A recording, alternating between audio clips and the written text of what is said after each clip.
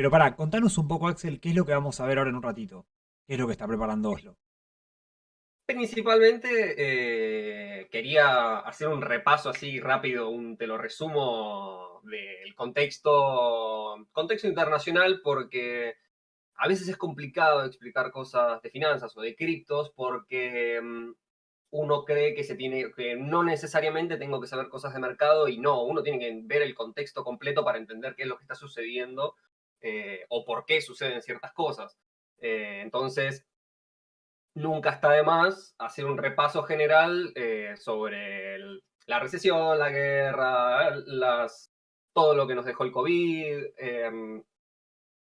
la subida de las tasas de interés de Estados Unidos, cómo impacta en la economía de los países y demás, para poder después ya hablar un poco del último trimestre de lo que sucedió en cripto, pero voy a hacer un repaso que creo que es algo interesante más en la gente si últimamente está siguiendo de cerca las caídas y todo esto que sucedió en el ecosistema cripto. Eh, Métricas, por así decirlo, o sí son métricas, o puntos clave que uno tiene que tener en cuenta. Porque ahora mismo, si vos abrís un diario, todas las noticias te dicen exactamente lo mismo. Cae porque es un activo volátil y como es un activo volátil, los inversores salen a activos más seguros. Fin, ¿viste? O sea, todos tienen exactamente el mismo discurso, son 300 palabras en diferentes diarios.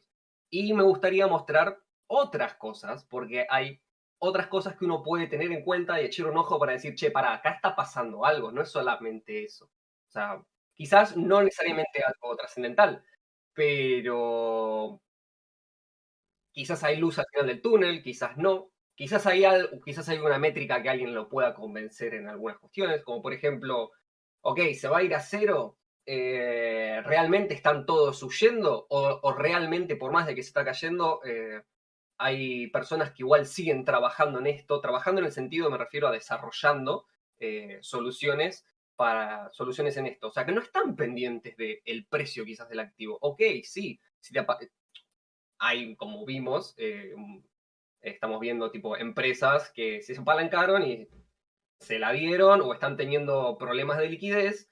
Y bueno, eso ya son cuestiones porque decidieron optar por un desarrollo más financiero del asunto, no un desarrollo más tecnológico. Y bueno, cada uno por su parte está haciendo lo que puede y algunos tienen problemas y los desarrolladores quizás no estarán teniendo los mismos problemas. Quizás, como podemos ver, igual el mercado de desarrollo ingeniería en software y todo eso está bastante calentado. Así que la demanda sigue en aumento y si hay una demanda y hay un desarrollo constante en eso, significa que tan mal no se va. O sea, por más de que se caiga el precio, che, la demanda y el desarrollo sigue siendo constante e inclusive en aumento. Y un poco de eso quiero hablar. Qué importante, por un lado, la parte pedagógica, el poder charlar y repasar siempre los conceptos básicos, ¿no? Porque por ahí uno se acostumbra en este mundillo a escuchar mucho, repetir muchos conceptos y no siempre sabemos qué son, ¿viste? No todos sabemos economía o finanzas. Para muchos es un conocimiento muy nuevo, así que por un lado, qué importante la parte de enseñar y de ir charlando. Y por el otro, la parte crítica, ¿no? Digo, esto que nos parece tan importante, que a veces se da tanto por hecho, ¿no? Que cuando me acuerdo cuando este, un viejo y nefasto, bueno, ni lo voy a mencionar, que decía, ¿no? Que hay que tener un discurso optimista de la vida, ¿no? Me parece que acá la clave, más allá del optimismo que lo tenemos todos, es siempre pensar las cosas con una mentalidad crítica, digo, nunca dar por hecho lo que a uno le dicen o le venden, sino tratar de buscar maneras de pensar uno, encontrar las propias fórmulas que a uno le cierran y para eso es clave generar espacios, ¿no? Espacios como este para intercambiar esa información, esos datos, esas perspectivas alternativas a lo que uno ve por ahí repetido en todos lados. Sí, totalmente. Además de que hay una construcción ahí sobre que cada uno tiene un análisis distinto, porque cada uno pone dentro de su orden de importancia diferentes cosas. Lo haces quizás por una estructura familiar, una estructura familiar lo haces desde un individuo, o una empresa lo hace porque tiene mucho capital, quizás porque tiene mucha potencia, que tiene mucho eh, capacidad instalada, o por quizás lo hace porque tiene mucha economía del conocimiento, entonces toma en cuenta otras articulaciones. Axel, te hago una pregunta más, ya que estamos. Decime. Estos días, viste que se viene hablando mucho, bueno, para los que no saben, estamos en lo que se conoce como un mercado bajista, un bear market, un mercado de los osos, y se viene hablando mucho y teorizando mucho sobre, bueno, cuánto va a durar esta joda, viste, si vamos a estar, es un mercado bajista de muchos años, si es una cosa que revierte ahora en septiembre. ¿Vos qué pensás? ¿Que esto llegó para quedarse? ¿Que es un proceso más bien largo y que tenemos por delante? ¿Qué opinás? Eh, eh, Realmente lo único que te puedo decir es de que va a durar meses. Eh, no, o sea, dentro de la misma volatilidad del mercado, porque eso también hay que tenerlo en cuenta, por una cuestión estadística de los bear markets, de las cripto, eh, y que por más que uno diga, ok, bueno, toca fondo y hay un montón de personas que salieron ballenas, o sea, personas que tienen muchísimo dinero o tenencias en criptoactivos, para que lo entiendan, están saliendo a comprar, entonces eso va a hacer que todo suba de golpe. No, tampoco están así. O sea, sigue habiendo una recesión mundial, entonces no vamos a volver a tirarnos dinero en la cara entre todos como sucedió hace un año, porque justamente también se estaban tirando dinero en la cara en Estados Unidos. O sea, las tecnológicas estaban volando, si no eran las primero fueron las farmacéuticas porque COVID, después fueron las tecnológicas porque estamos todos encerrados. Y después fueron las empresas de guerra porque estamos en guerra. Y así siguen y ahora se les pinchó la calecita, dejó de girar y están escapando todo del circo. Entonces, si siguen escapando del circo, tiene que haber demasiado optimismo en el mercado de criptos, o sea, tiene que brindar soluciones absurdamente buenas como para que en el mediano plazo, sean 6 meses a 10 meses, haya otra vez un cambio de tendencia hacia un rally alcista. Porque si eso no sucede, nunca, quizás puede haber una gran laterización entre estos niveles y la volatilidad que tiene significa igual muchísimo dinero, así que puede llegar a ser peligroso para muchos.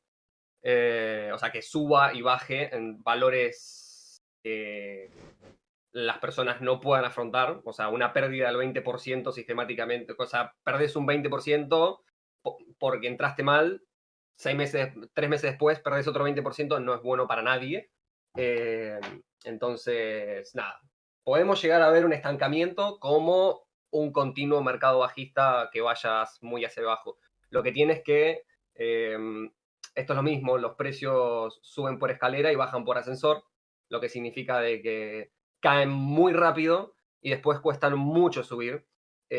Y el mercado cripto, como es uno de los más volátiles, fue el primero en, o está siendo el primero en desinflarse rapidísimo, entonces, o desapalancarse, podríamos decir, lo que hace que quizás parezca que esté por retomar hacia arriba otra vez, pero simplemente son rebotes constantes de la misma volatilidad del mercado.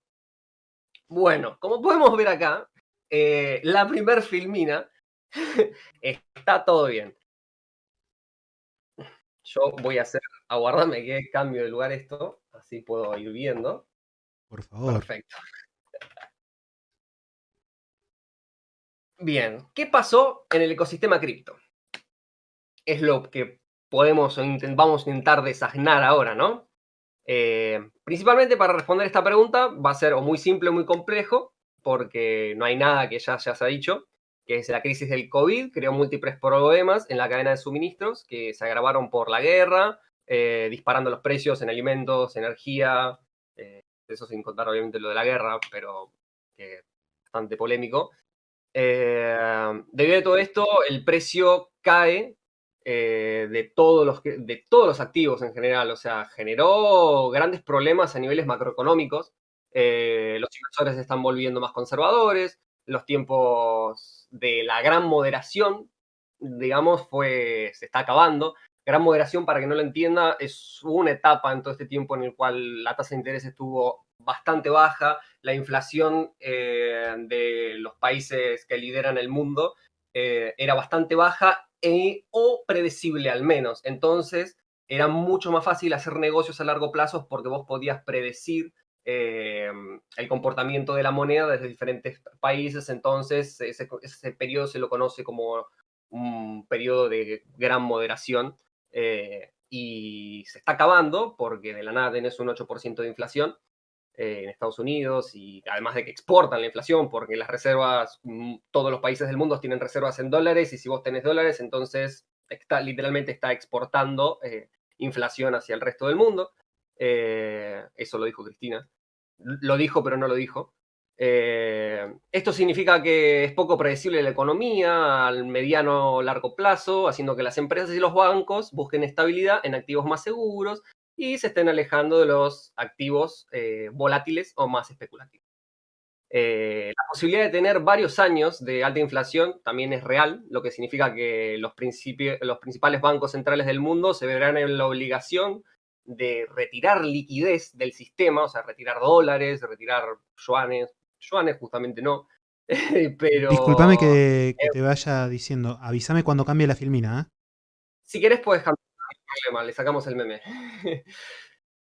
Que quede la siguiente.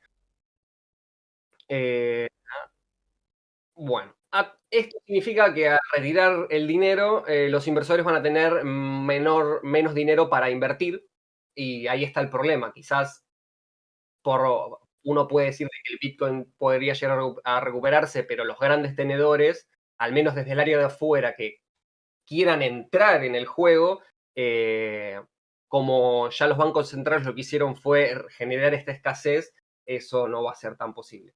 En esta filmina lo que puse justamente fueron el SP 500, un índice con las 500 mejores empresas de Estados Unidos, cayendo, hay una correlación bastante ardua con el número de ¿Qué la provocó inflación, pero la caída del puedes ver la caída. SP500? ¿Cómo? ¿Qué provocó la caída del SP500? ¿Por qué cae? Y por la subida de las tasas de interés, la obvia, el obvio sobrecalentamiento que había donde está todo bien, no te preocupes. Como decía, es como cada 2 o 3 meses cambian el eje del punto porque, o sea, en el mercado en el mercado, por decir, uno hace la escuelita básica y entiende, ok, porque cuando hay recesión invierto en las anticíclicas, yo si invierto en periodos de inflación, invierto en los supermercados, meto la plata en Walmart y va a estar todo bien. No, o sea, si todos hacen eso, somos todos millonarios y es exactamente lo mismo. No funciona así. Entonces lo que hacen es generar expectativas para con las farmacéuticas, te digo, de que hay COVID y son las que van a sacar la guita. Bueno, después, uy, no, porque las tecnológicas, la recesión ahora, el teletrabajo, ok, no, bueno, la guerra. Realmente no tengo los números, pero realmente apenas se disparó la guerra, apenas se disparó de que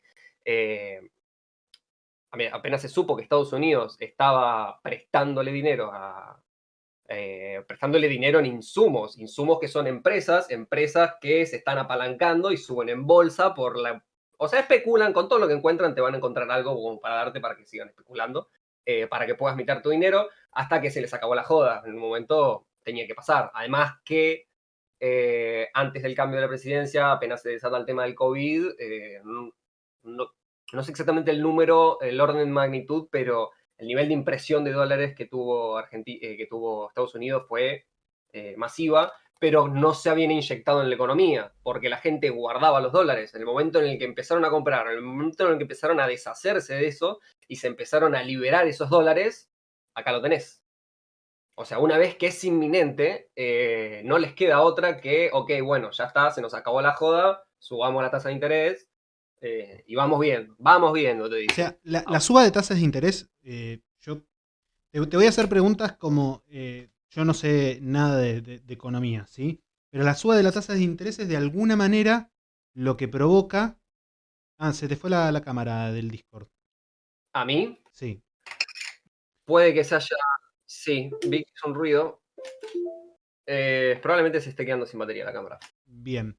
Te decía que la suba de tasas de interés lo que hace en el empresariado es decir, che, prefiero apostar seguro, porque también hay una suerte de nacionalismo, ¿no? Entre los accionistas estadounidenses, en el cual en cuanto suben medio punto, 0,25 la tasa de interés, dicen, bueno, dejemos de invertir acá que me dicen, me prometen una rentabilidad del 5%, prefiero ganar un 0,25, pero estar apostando a los bonos del tesoro de mi país. Y Sí, esto es lo hubo que provoca el una desplome, ¿no? especulación, una subida estrepitosa de los bonos. Realmente no lo puse, pero sí, justamente hay de eso. Y también hay una subida a nivel mundial del valor del dólar. Y uno interpreta que, por ejemplo, la subida de la semana pasada está completamente descorrelacionada en el sentido en el cual, o sea, las últimas dos velas, o sea, los últimos dos movimientos bajistas, que es casi el 50% de la caída del S&P 500, eh, en sentido contrario, subió el dólar a nivel mundial. No es que en Argentina el dólar pasó de 200 a 240 porque Argentina.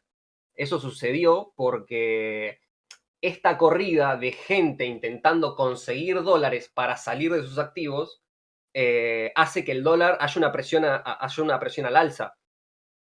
Por ejemplo, o sea, quizás en dólares uno no lo entiende, pero imagínate que vos vivís en Europa, o sea, que vos cobras tu sueldo en euros, vos tenés euros, euros, euros para vivir. Y para vos adquirir un título de Estados Unidos que te resulta muy atractivo, como por ejemplo Apple, vos necesitas hacerte de dólares. Y después para venderlo necesitas conseguir dólares otra vez. Entonces empieza a ser difícil hacerse de dólares en el momento del pánico. Por eso subió con mucha fuerza el dólar en Argentina en esta última semana. Probablemente, o sea, si el pánico se empieza a reducir, probablemente veas que el dólar vuelva a caer unos 10, 20 pesos, hasta inclusive vuelva a los valores de los 200. No sería extraño. Sucedió y de hecho en el COVID, cuando hubo esta gran corrida al principio de todo, que todo el mundo pensó que cuando te vendían el blue a 180 y después terminó en 120 más o menos. Para unirlo con la primera parte, porque cada vez que se da una suba del blue, suben los precios de una manera increíble. En la También, primera parte hablamos de la trazabilidad de los precios. Si pudiéramos hacer motivo, una trazabilidad, o sea, porque el dólar blue baja, pero los productos no bajan, siguen en el justamente. mismo precio. Ah, no, pero aumentó el blue. Y cuando baja el blue, no baja el producto. Y después cuando vuelve a subir, lo vuelven a aumentar, porque volvió a aumentar el blue. O el contado con liqui, o el activo financiero que estemos hablando. Sí, justamente. Bueno, como podemos ver acá, las posibilidades de tener varios años de alta inflación es real, lo que significa que los principales bancos centrales están retirando liquidez. Como frutilla del postre, podemos decir, contradiciendo a gente que sale en la tele y ahora están armando un proyecto presidencial. La inflación no es siempre y en todas partes un fenómeno monetario. No, ahí están los datos que le explique al resto del mundo, ¿no? Cómo es que sucede eso. No solamente imprimir dinero, porque importa el suministro, importan las expectativas, importa la producción e importa la velocidad a la que se mueve el dinero. Pero bueno, no se ponen a hablar mucho de economía a veces y citan siempre los mismos tres párrafos. Si querés, podés pasar a la siguiente diapositiva. Voy a tener mi ayuda de memoria acá. ¿Qué es esto? Esto, esto ya como para entrar en el resumen de la última semana de lo Dios. sucedido, ¿no? Todo el panorama mundial generó caídas importantes en los mercados, incluido el mercado cripto. Lo que pasó fue que se está reduciendo el apalancamiento, o sea, la gente que está, no solamente la gente, sino las instituciones que se apalancan, que apalancados básicamente es tomar deuda. Esto generó pérdidas abismales, empezando ya por Terra, la caída de Luna, que generó una pérdida de 6 billones de dólares, y eso afectó directamente al mercado cripto. La caída de las criptomonedas se ve exacerbada por la venta forzada de algunas instituciones más grandes, porque justamente enfrentan problemas de liquidez, que esto es lo que explicamos acá arriba. Esto resultó en peores rendimientos trimestrales para las criptomonedas. Por eso digo de que es un trimestre jodido. Ahí Decime. estamos observando el volumen de transacción, dice, ¿no? O sea, Sí. cuanto más se opera, más volátil. Estamos hablando, o sea, No necesariamente, entonces, ¿qué es porque lo que está esto pasando? puede llegar a ser un buen dato. El gran volumen de transacción, que por el motivo por el cual muestro esta gráfica, es porque el monto agregado en estas son el monto agregado en transferencias superiores a los $100.000 y se alcanzó el nivel más alto desde el 2016. Esto significa que se transfirieron más de 29 millones de bitcoins.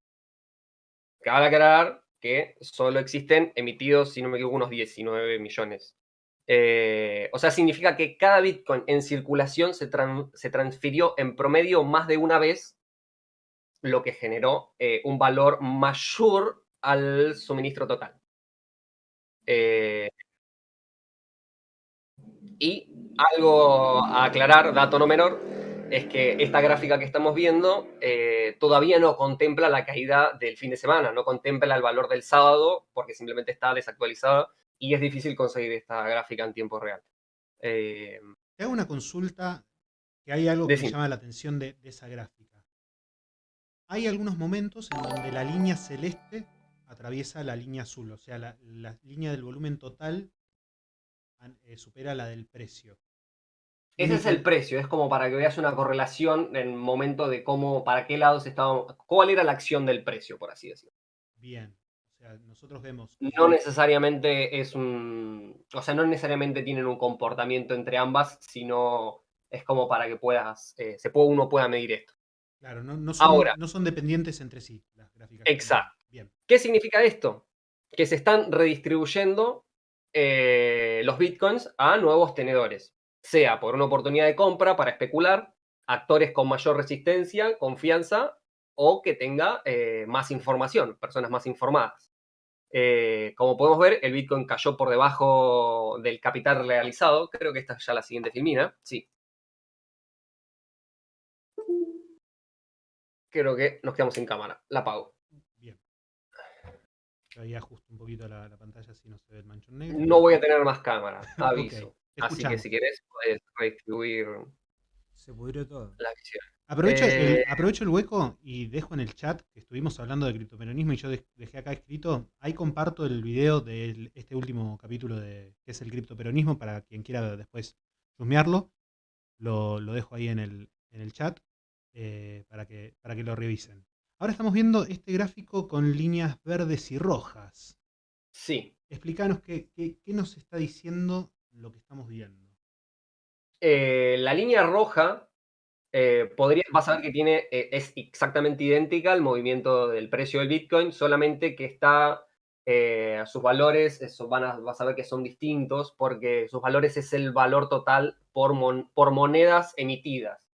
Es el market cap, como por así decirlo, o sea, la capitalización total del Bitcoin.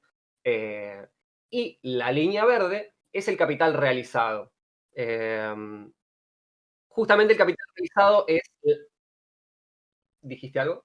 No.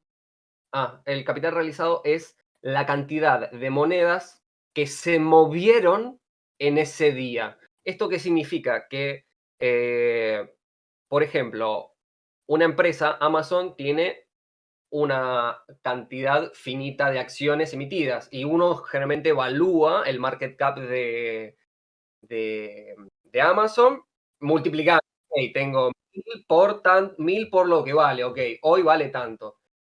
Pero para el Bitcoin esto es distinto, porque existen un montón de Bitcoins trabados que no se están moviendo, que quizás nadie tiene acceso y nadie lo tendrá. Entonces hay un montón de dinero que está fuera de circulación. Hay un montón en este caso, haciendo un paralelismo, serían un montón de acciones que están fuera de circulación y nadie las tendrá. Entonces, Los hacer el Bitcoin de mismo Satoshi, por ejemplo. Exacto. Hacer el mismo análisis que en el mercado tradicional es incorrecto y eso es algo que suele suceder y muchísimo y por eso hay tantas discrepancias en base al análisis tradicional o sea, cuando intentan analizar el Bitcoin como un activo tradicional, le pifian muchísimo. Y no hablo de las personas, también hablo de las instituciones, inclusive de los estados.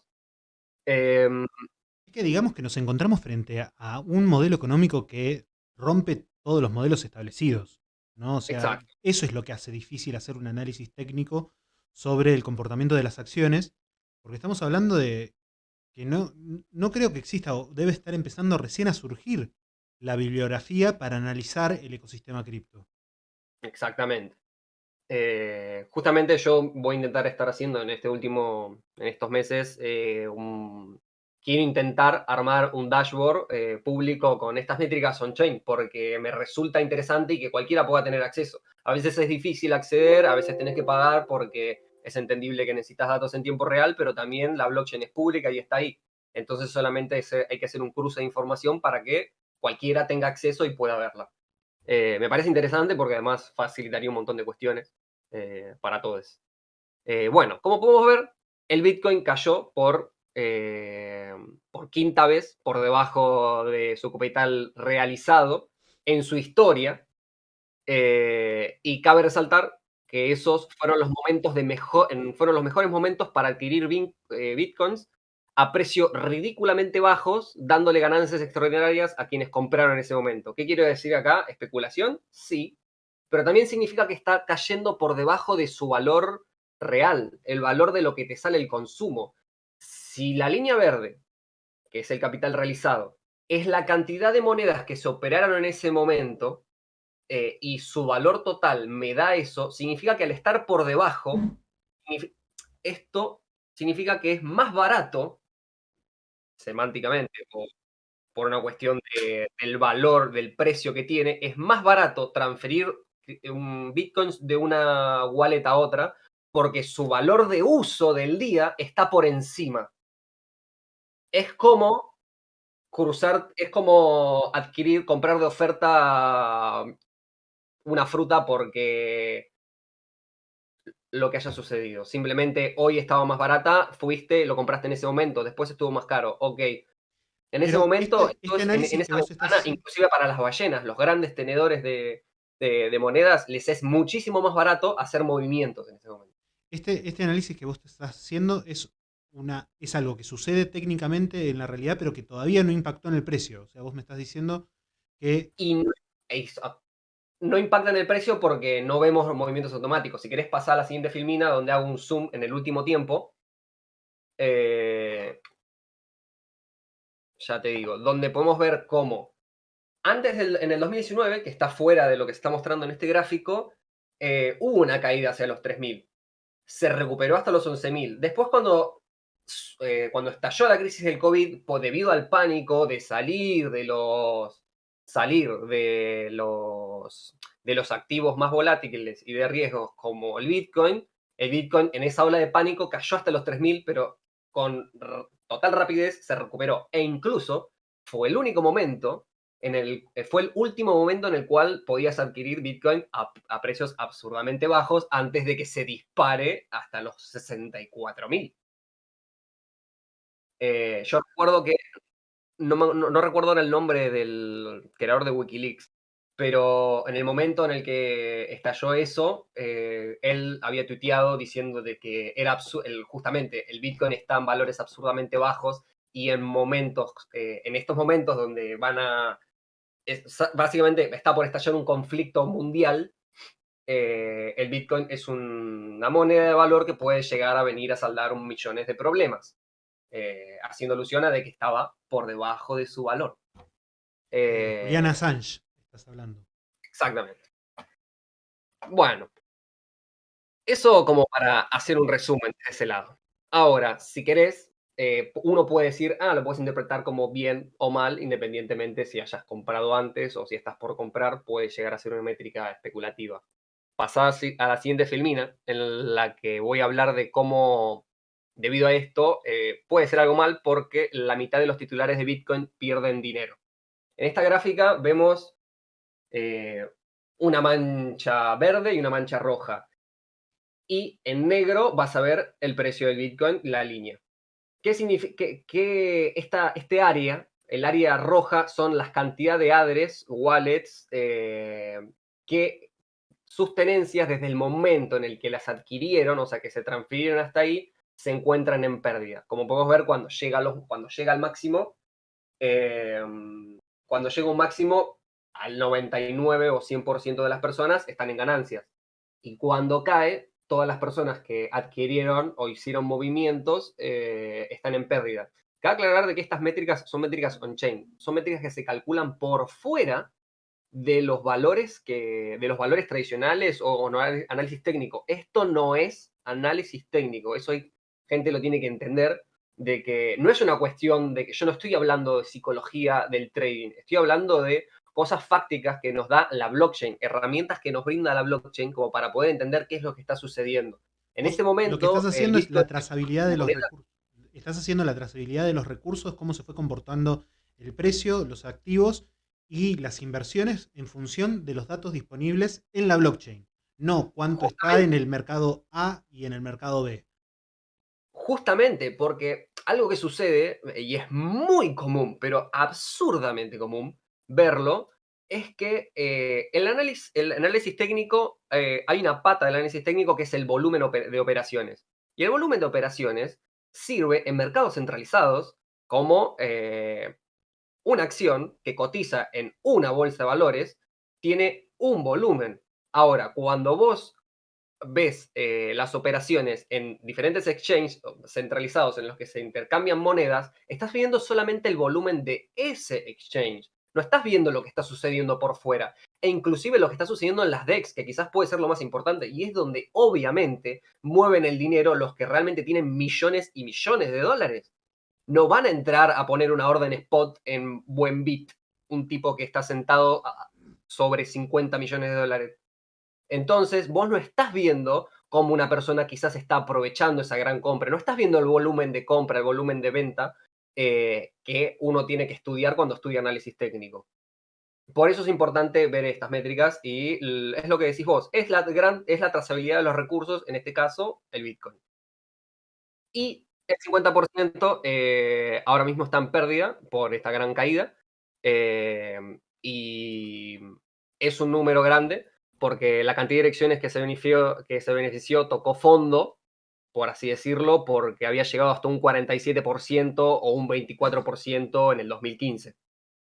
Esto lo que genera es que se empiecen a ir todos aquellos especuladores de corto plazo. Y podemos pasar a la siguiente filmina. Sí. Yo te iba a preguntar, en esta redistribución, ¿nosotros podemos analizar qué participación tienen los pequeños compradores, los grandes compradores? ¿Qué tan amontonados están los recursos en este momento? Las llamadas ballenas, ¿no? Aquellos usuarios que adquieren miles Grandes o tenencias, grandes digamos. tenencias de Bitcoin. Sí, justamente es lo que estamos viendo en esta filmina.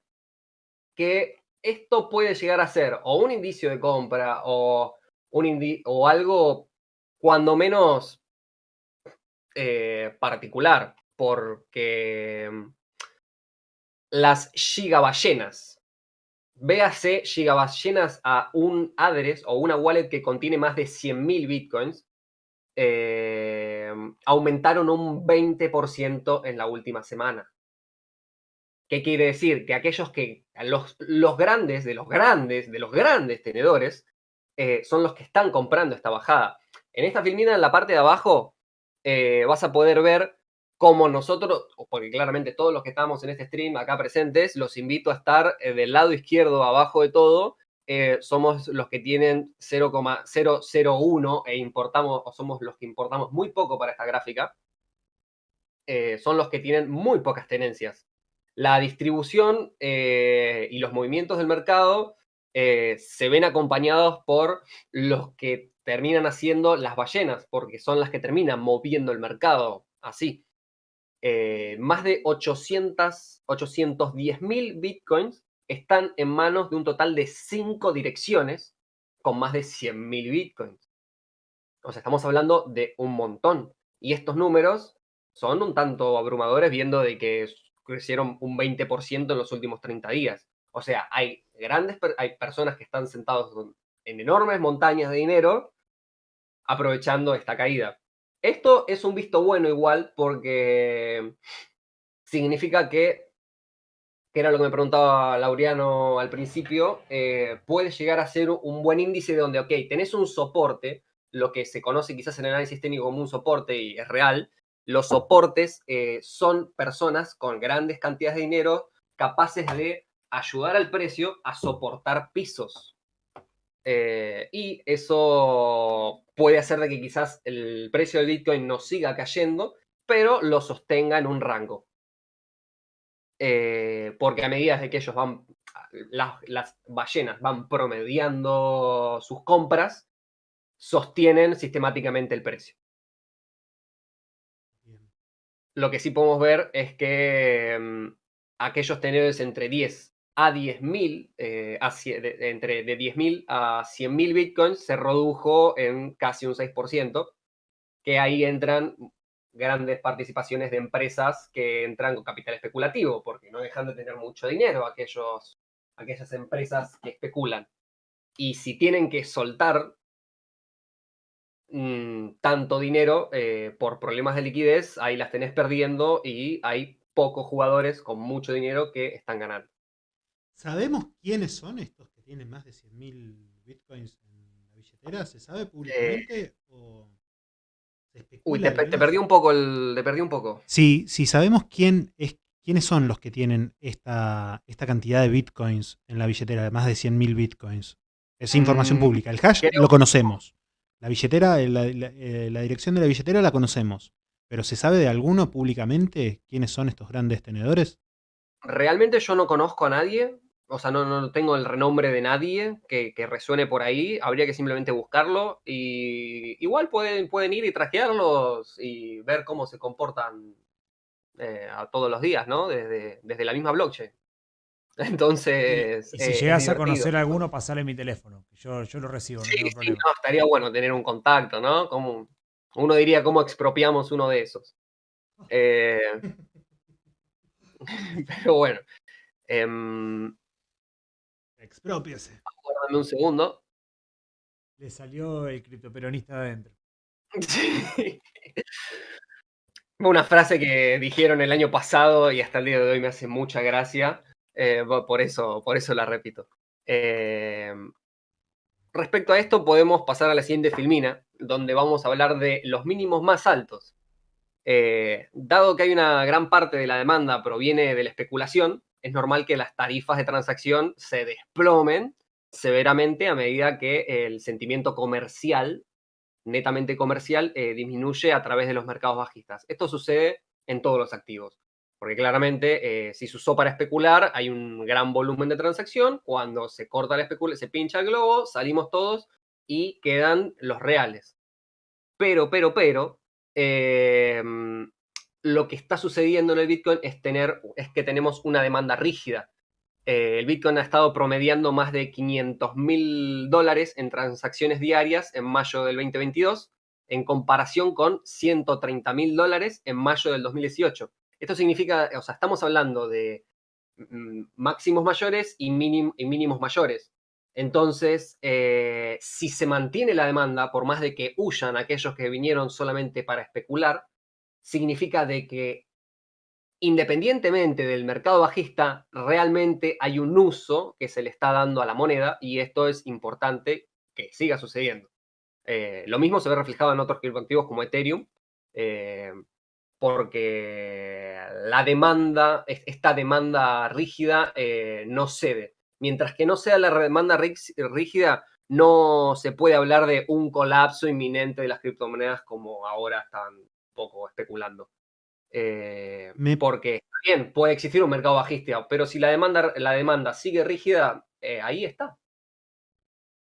me parece que este es un buen momento para hacer una gran aclaración que le hacemos todas eh, los encuentros estos que tenemos en las transmisiones en Twitch, eh, que es porque todo lo que estamos diciendo parecería que es momento de comprar.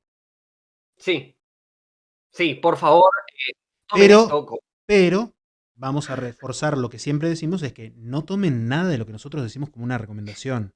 Investiguen, busquen. Nosotros lo que estamos haciendo en este momento son algunas lecturas, algunas interpretaciones de lo que sucede en el ecosistema cripto. Para mí todavía le queda un resto hacia abajo. Pero en este comportamiento, vuelvo a la gráfica que habíamos analizado acá, en donde vemos que la línea roja se encuentra por debajo de la verde, en eventos anteriores, en épocas anteriores, han sido momentos en los que uno tuvo la posibilidad de comprar en precios baratos. A ver, nuevamente, no tomen nada de lo que nosotros decimos como una recomendación de compra. No inviertan dinero que no estén dispuestos a perder. ¿Sí? Si quieren experimentar, de nuestra parte van a encontrar todos los consejos que ustedes quieran, pueden preguntarnos, mandarnos mensaje privado, está todo más que bien, ahí están las redes ahí abajo donde nos pueden escribir, pero no tomen ni lo nuestro ni nadie que les diga, che, es el momento, guaita, estemos atentos. Por favor, que de hecho algo que me quiero hacer hincapié. Fíjense lo que estamos viendo. Cada vez somos menos, entiendo que puede aburrir esto un poco. Pero si vos entrás en Entramos la a la parte categoría de técnica de la Twitch que charla. está como cripto, lo único que veo son personas haciendo análisis técnico. Y fíjense cómo estamos hablando de cosas fundamentales. Y si más o menos lo entendieron, pueden ver de que, ojo, che, pará, esta métrica es importante, no es modo de pago. Y están, la gente lo único que le importa es hacer trading. Y quizás también para el trading tenés que ver estas métricas. Y no hay gente que le esté mostrando de que esto existe. Y creo que eso es algo puntito barriendo para casa, lo digo.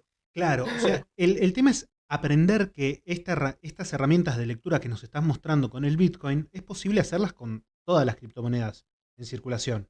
Todas aquellas Sí, que tienen una blockchain pública, es posible hacer este tipo de análisis y comprender un poco más esta cuestión que nosotros decimos, es una lógica nueva. Los libros de economía están escritos para sistemas económicos, de sistemas, bolsas de comercio que abren de lunes a viernes durante 6 u 8 horas y responden a otras lógicas, a otros tipos de comportamientos. Y acá está bueno tomar todo lo que nos está diciendo Axel como, mirá, acá existen otras herramientas de análisis. Tal vez las clásicas ya las conocemos, incluso hay aplicaciones que nos hacen series de Fibonacci, hay aplicaciones que ya nos dan los modelos tradicionales, pero estamos frente a una nueva lógica. Tratemos de sí. colectivizar todo este conocimiento para no caer justo En en algún momento. la, ¿Cómo? en la de siempre, básicamente. O sea, Claro, la de no, siempre. no dejes que te venden un libro viejo, por así decirlo. Si querés, puedes pasar a la siguiente gráfica, donde quiero, esto es como lo agrego como un plus, Uy, perdón. de que no hay nada que temer, lo digo, al menos en el funcionamiento, porque el hash rate sigue en aumento, que el hash rate es justamente la potencia que tiene para sellar un bloque y mantener la seguridad, esa seguridad que tiene el Bitcoin. Y lo que significa que su funcionamiento no se va a ver afectado por estos ciclos bajistas. Y ahí puse una salvedad que lo aclaré, que esa caída que se ve ahí fue la expulsión de los mineros de China en mayo del 2021, que fue el motivo por el cual cayó el Bitcoin de los 64.000 hasta 30 y algo, si no me equivoco. Y hubo una gran caída. ¿Por qué? Porque se desactivaron miles y miles de máquinas, de granjas de minería, que Lo cual hace que se reduzca la dificultad de minado y por lo tanto las transacciones terminan saliendo más baratas y lleva el precio ese a la baja. Ujú. Lo cual también hay que aclarar de que en ese momento no sucedió un gran colapso en el cual no hubo un corralito, no hubo ningún momento en el cual no se puede realizar una transferencia. Quizás simplemente tardó más, pero fíjense que los valores son los valores del 2019, si puedes aplicar para atrás. Y en el 2019 funcionaba perfectamente la red. Entonces, el descenso del gradiente, le podríamos llegar a decir, o la línea de tendencia de este gráfico sigue en la misma dirección pese a las fluctuaciones y lo único que lo pudo hacer caer por unos valores fue la expulsión nada más, nada menos de China de los mineros. Una Sin decisión contar que política. después los pools de minería encima se redistribuyeron, entonces se desconcentró el poder del hash rate en el Bitcoin, lo cual hizo fortalecer aún más al Bitcoin. Y se acabó de una vez y para siempre el famoso China FAD. Sí, Ya está, totalmente. por un par de años que se van a tener que dejar de joder con eso de que Bitcoin era esto un plan Un chino para cuento chino. quedarse con las finanzas del mundo. Sí. Eh, podés pasar a la siguiente filmina, donde quiero hablar del crecimiento y de la actividad del desarrollo, que era lo que hablamos un poquito al principio, te había adelantado. Que, ¿sí? Sí, sí. Tanto Bitcoin como Ethereum muestran un progreso constante en la actividad del desarrollo independiente, independientemente de la acción del precio. Los commits, o básicamente la resolución de problemas, esto ya es a nivel de desarrollo de software, a nivel de quizás de una cuestión de developer, o sea, los programadores y los desarrolladores y desarrolladoras en el mundo que crean nuevos proyectos funcionales sobre Bitcoin, sobre la red de Bitcoin y sobre la red de Ethereum, o sea, que crean aplicaciones nuevas, que crean DeFi, que acercan las criptomonedas quizás a los estados o a un comercio, a una verdulería o a una banca o a un campo. Todo ese desarrollo de software está traqueado porque existen páginas de registros, tiene un nombre ahí, no me sale el nombre ahora, pero es como, o sea, son lugares donde uno puede registrar los movimientos en programación, ver el historial de programación de cómo se desarrolló algo de forma pública y recibir ayuda de otros programadores en el mundo que estén dispuestos a resolver esos issues, aquello que uno marca como un issue, problema sin resolver, dentro de tu propio código. Son las comunidades de coders en el mundo. Aprovecho este Lo que momento para hacer el llamado a todos los compañeros programadores que andan dando vuelta por todo el país, que es el momento de empezar a prestar atención a estos lenguajes, ¿no? A Solidity, a todos los lenguajes que trabajan con blockchain. Digo Solidity porque es uno de los más importantes, dado que es el lenguaje propio de la blockchain de Ethereum, pero ir acercándonos a estos lenguajes y ser parte de estos desarrolladores, ¿no? Sí, Perdón sí, o sea, que tal te vez están invitando a eso. O sea, acá lo que podemos ver en esta gráfica es en GitHub, que es una empresa de sistema de control de versiones.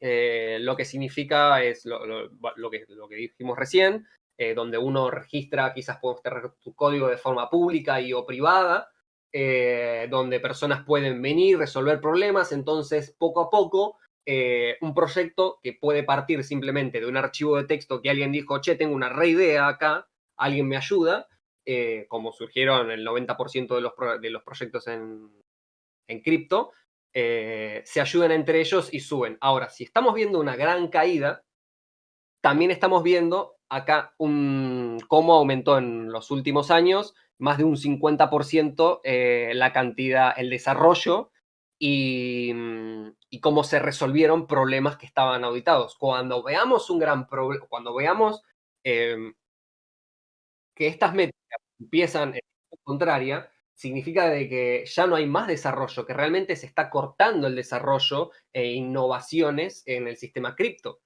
Hay que darse cuenta de que estos desarrollos contribuyen globalmente a la mejora sostenida de todas las redes, de todas las criptos. Y esto es un visto bueno. Esto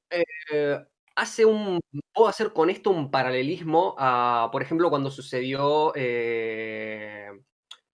la burbuja de las .com.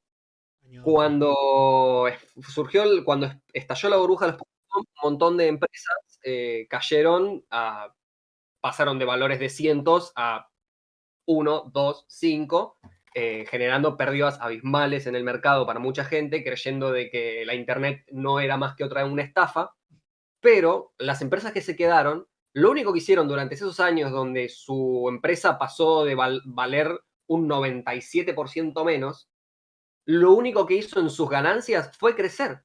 O sea, nadie no respondía a la lógica del mercado del que tanto hablan, lo que estaba pasando realmente en la vida real.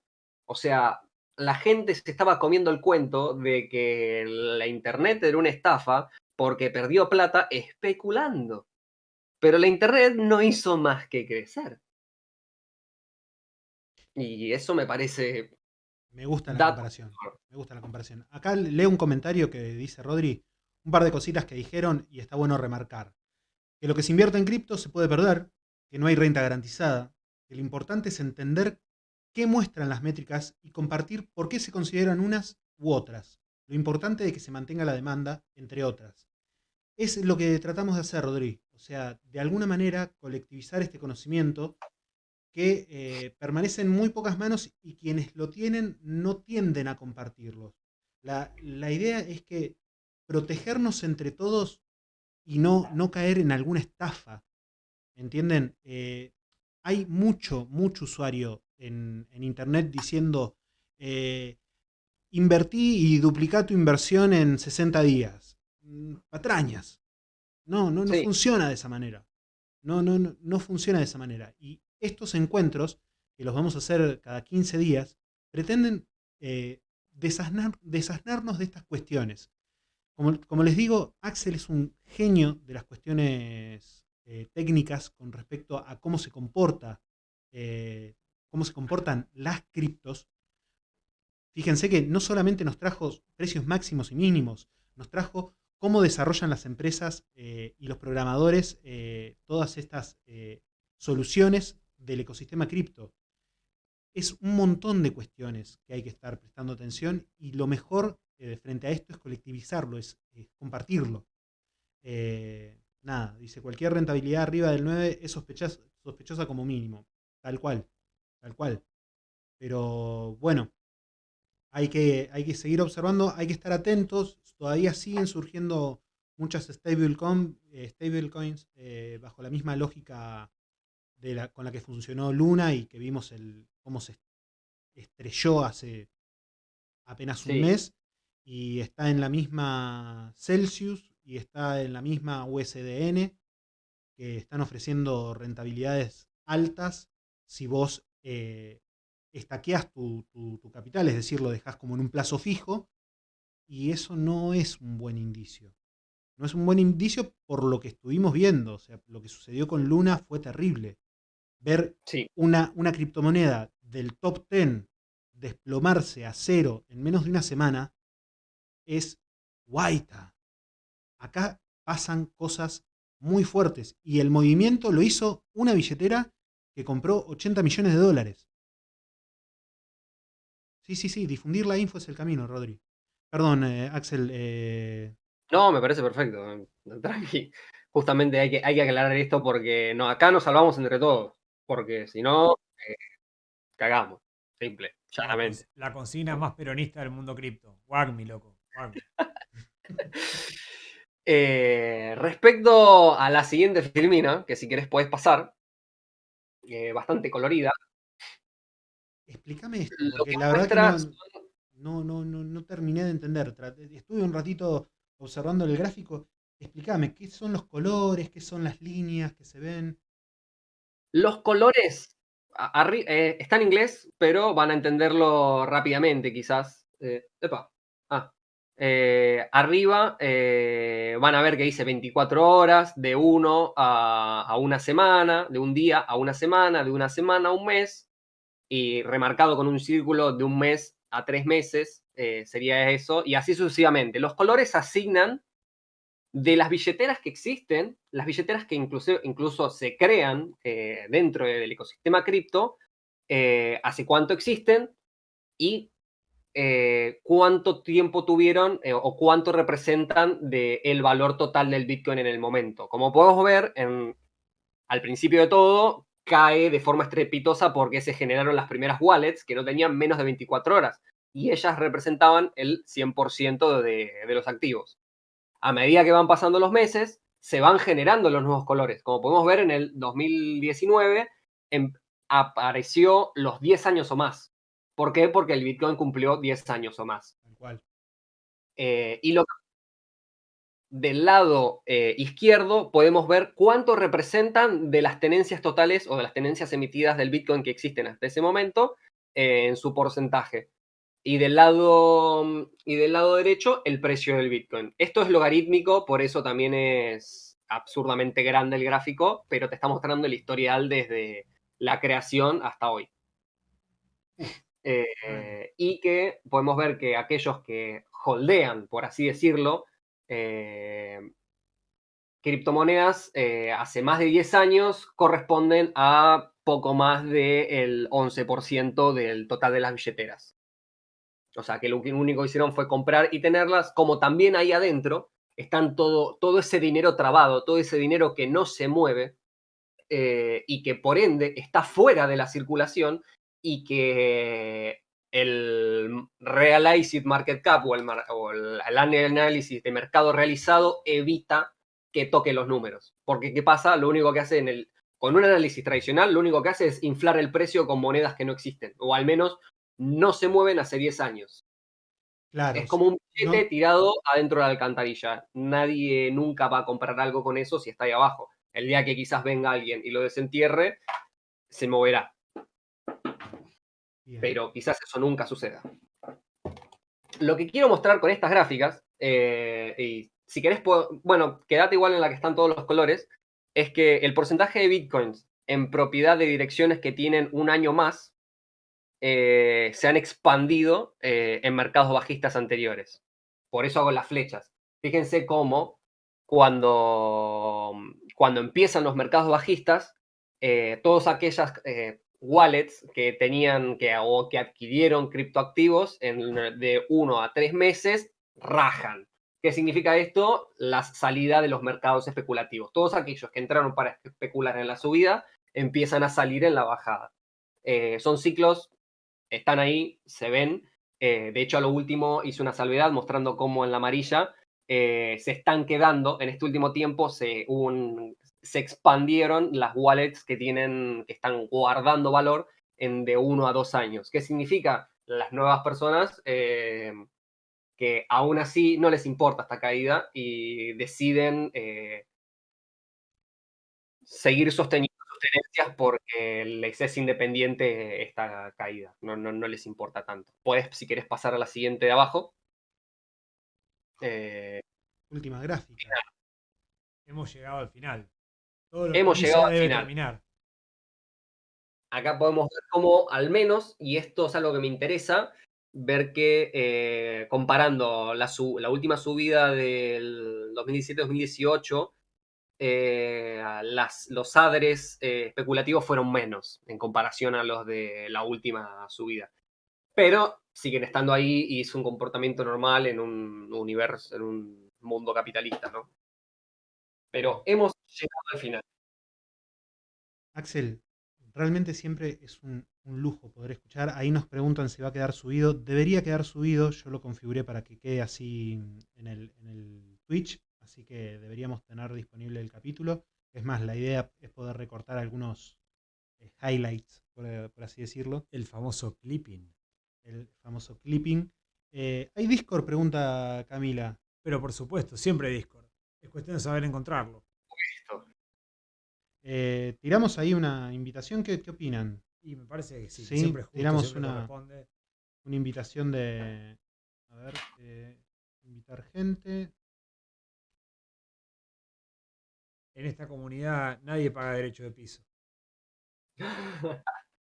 El chabón repetía parte de sus videos, ¿viste? Espero que haya servido esta información, que les haya aportado mucho más de lo que uno puede leer en una nota. Y que vean de que no todo es malo y que quizás el mercado bajista solamente representa la huida a instituciones especulativas y que aún así de que estén huyendo, todo sigue su curso. Todo viento en popa, los desarrolladores impulsan los proyectos. Bien, ahí está en el chat el enlace al Discord si quieren sumarse. Ahí vamos tirando data, estudios realizados, tesis que se están haciendo ahora en este momento en la Argentina y en Latinoamérica. Mucho del trabajo que está disponible es en castellano. Hay también una biblioteca de contenido en inglés para aquel que se da un poco más de maña con respecto al idioma. Excelente servicio, chicos, dice Camila. Bocha, Axel, clarito como el discurso de Cristina. No. Vamos, Axel, vamos. Qué reconocimiento, ¿eh? Qué pudiera. Hermoso. Bueno, yo creo que siendo las 8:30 y es momento de enfilar. No sé vos qué opinás, Axel. Sí, vayan enfilando, es hora de ir desplazándose lentamente hacia la cena.